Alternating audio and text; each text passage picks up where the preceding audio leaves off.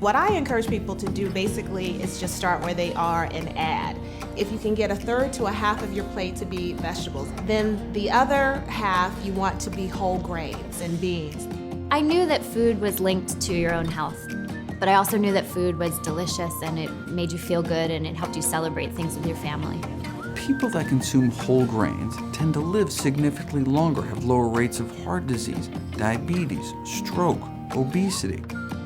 I found that people enjoyed good food, and it really doesn't matter what's on the plate as long as it's good. If you can make a meat-free meal better than a meal that has meat, I don't think people really care that much.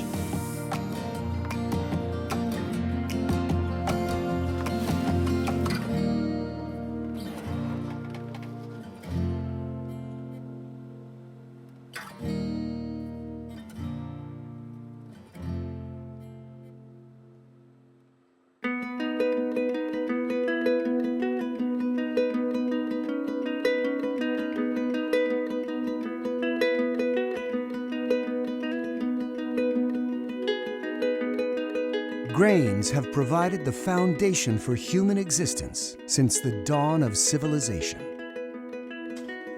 African societies have been nourished by sorghum and millet.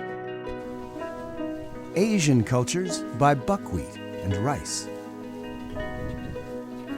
Even the ancient Aztecs revered the flowering perennial amaranth for its supernatural powers, worthy of the gods. Today, grains remain a cornerstone of our diet around the world, and a closer examination is revealing surprising implications for our health. Whole grains are essential to the diet. They are actually the cornerstone of a healthy, whole food, plant-based diet. Whole grains are where you get your complex carbohydrates in particular. So they're loaded with fiber, they're loaded with protein. You can get at least 10% of your daily protein needs from whole grains like quinoa, millet, oats, and bulgur. People that consume whole grains tend to live significantly longer, have lower rates of heart disease, diabetes, stroke, obesity. We did interventional trials where you split people up into two groups, and half you make eat oatmeal for a couple of weeks, and the other half continue the regular diet. And then you can see, oh, the only thing that we did differently was just adding the oatmeal, and then we can see what happens. And with those kind of studies, you can show that adding whole grains to people's diets can significantly lower blood pressure, help control blood sugars, and help control cholesterol. These are critical risk factors for some of our deadliest diseases, such as heart disease. While a vast majority of people understand the impact of their dietary habits, modern food choices can be difficult to navigate. Over the last century, dramatic advances in industrial farming and food manufacturing have produced a flood of convenient, cheap, and tasty processed foods. Today, roughly 60% of the calories consumed in the U.S. come from heavily processed food products that often include refined grains, a major dietary shift that's having a profound impact on public health. There's chemicals in this food that you can't even read the ingredients on the label. You can't understand some of these ingredients. These are usually cheap foods, they're not very nutritious, and they're making our kids fat and unhealthy. They're malnourished, so they're bulking up on all this carb and cheap, kind of soy-enhanced product, yet they're not getting any nutrition. And that's what's leading to some of the health problems in our country.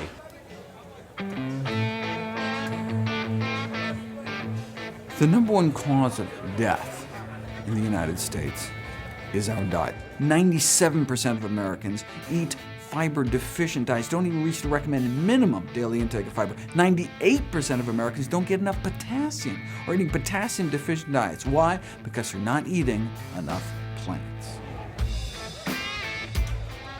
For experts, the health consequences of the modern diet are worrisome. Recent data from the American Heart Association places strokes as one of the leading causes of death around the world, with over 17 million casualties each year. By 2030, This number is expected to surpass 23 million.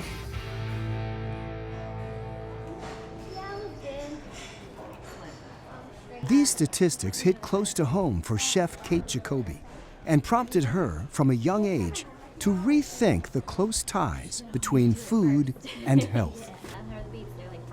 My father had had heart disease ever since I knew him. He had had this major issue. When I was in 5th grade, he had had double bypass surgery. And I learned very early on like how that was going to impact our home and what was in our cabinets and the foods that we would eat. I actually learned to make bran muffins for him because that was something that we were told would be great if he would eat more bran muffins. It would keep his cholesterol low. And I swear I could, like, blindfolded, one arm behind my back, make, 2 dozen bran muffins. And that was like my signature thing. Using her personal experience as a catalyst for positive change, Chef Jacoby has been crafting healthy yet delectable plates alongside Chef Rich Landau at Veg Restaurant in Center City, Philadelphia. So again, you're going to need a lot of utensils with this. I see food as such a personal thing that, you grow up with what your family is, feeding you, and then your own personal habits. It's so personal that it can be very off-putting if somebody is like preaching to you. So, we never want to preach to people. We just want to sort of give an example of something that we feel is great for us. And if people think it's delicious, then that's great.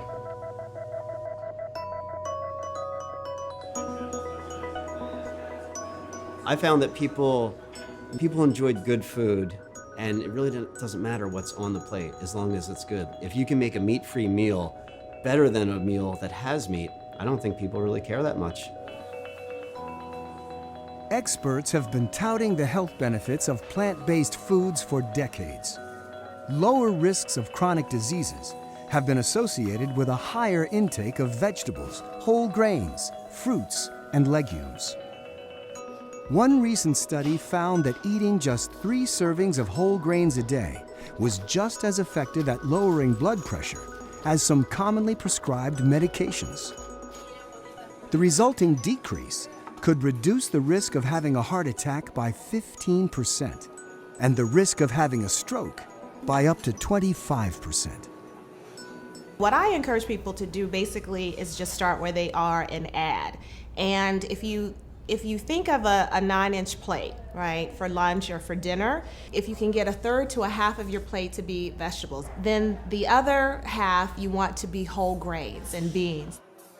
What we mean by whole grains as opposed to refined grains is that the whole grain actually still contains the fiber, the bran, and the germ. It has not been removed. They have not been processed out, and that's where all of the nutrients are. The difference between whole grains and refined grains is they start with a whole grain like brown rice, whole wheat, and then they refine it. They remove the outer layers, and that's where most of the nutrition is.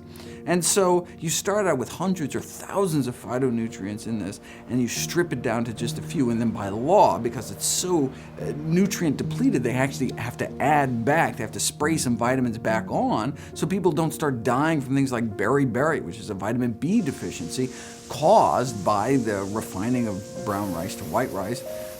Killed lots of people until we realized, oh, that's what was happening. This was a nutrient deficiency disease induced by food processing.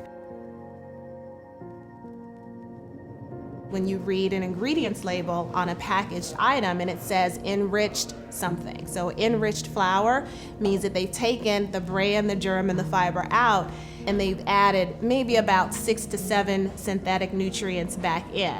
When you're eating white bread, when you're eating white rice, when you're eating white pasta, it basically converts like sugar into your body, and it spikes the blood sugar level.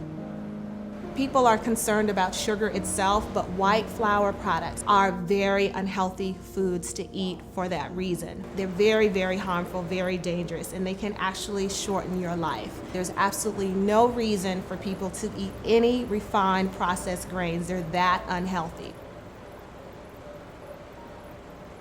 I encourage people to not just go whole grains, that's a great step, but even better, do intact grains. Eat grains as we were meant to eat them, with just chewing them instead of putting them through a mill, and then it actually leaves bits and pieces behind for our good gut bacteria to eat, and it's actually absorbed very slowly, naturally into our body. So I'm talking about, oatmeal, quinoa. You can actually see the individual grains rather than flour products, something like pasta or bread.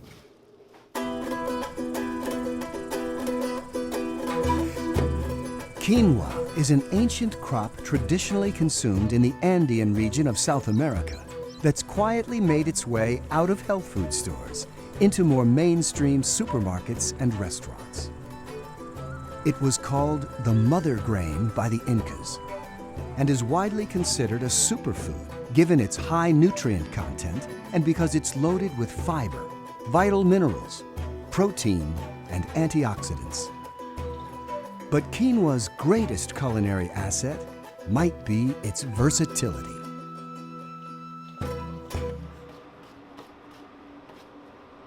One of the things we like to do the most is pair our food with each other. Think about what's sweet, what's spicy, what's creamy, what's savory, what's nutty, what's earthy in everything you're cooking, and find the perfect balance. So quinoa for me is very nutty. It's got this really wonderful, almost crunchy texture to it. Autumn squash is creamy and rich and sweet. They're a perfect match for each other. What we like to do is use delicata squash, which is a torpedo-shaped squash. It's got a light yellow flesh, and it's sweet and really, really creamy, full of just delicious flavor. We cut these down into rings, and we scoop out the seeds and roast them in the oven with just a little bit of salt and pepper and a little bit of spice. Next thing, we take the quinoa and we cook that with just a little bit of, we like to call them Thanksgiving spices, a little bit of allspice, a touch of clove, a little bit of cumin, and finish it with a little bit of rosemary. And then we take our peppers, all sorts of different autumn peppers, and we saute them in a pan with a little bit of garlic and olive oil. And that little bit of heat you get from the peppers, combined with the nuttiness of the quinoa and the sweet creaminess of the squash, makes this incredibly perfect dish. Unfortunately, in today's world, not all grains are created equal, and many of the ways we consume them are radically reducing their biggest benefits. While it's relatively easy to select different types of raw grains to cook, it can be challenging to sort out the myriad of whole grain claims advertised on many processed foods.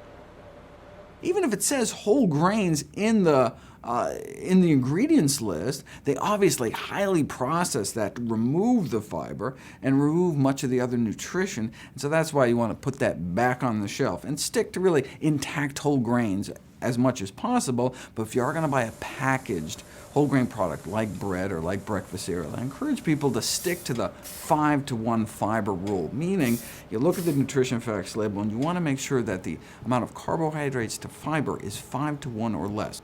So if you have something that says 15 grams of carbohydrates per serving, you want to make sure that there's 3 or more grams of fiber so you get that 5-to-1 ratio. And that just gives you a sense of how little processing went on.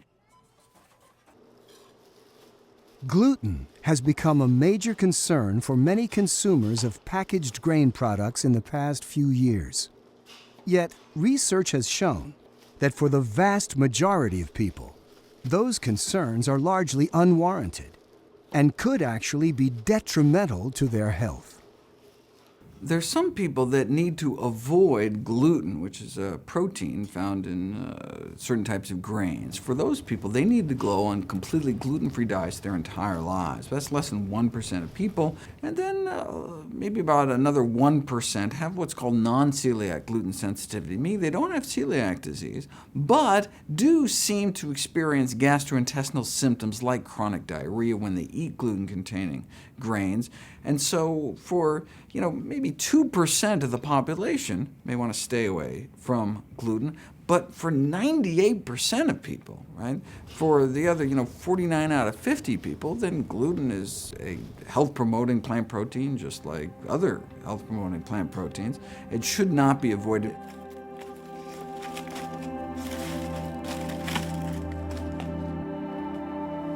Today, it's easier than ever to incorporate a wide range of grains from around the world into your diet and transform them into a sumptuous foundation for virtually any meal.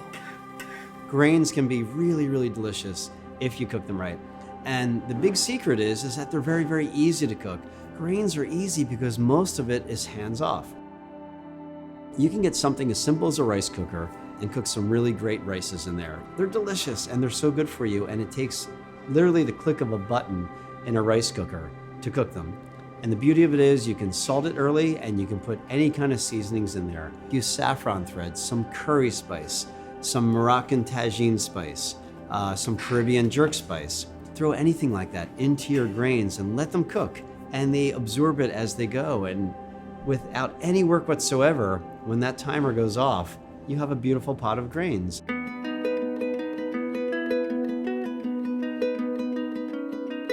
After thousands of years, grains remain the cornerstone of the human diet.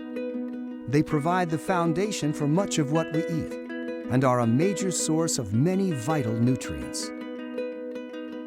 With the emergence of more positive health studies, many experts hope for an even greater desire to move grains to the center of our plates as part of a broader shift toward healthier, plant-based diets. We now know that some of our most common chronic diseases, such as high blood pressure and heart disease and type 2 diabetes, these diseases can only be prevented but arrested and reversed with a healthy enough diet and lifestyle. We have to take control. We have to understand that really healthy plant-based foods are the best foods that we can eat, so we need to add more of them to our plate. And there's no shame in wanting to eat healthy food. There's no shame in wanting to be healthy. Everyone is not going to choose to eat plant-based foods, but everyone should have the right to the information so that they can make that choice.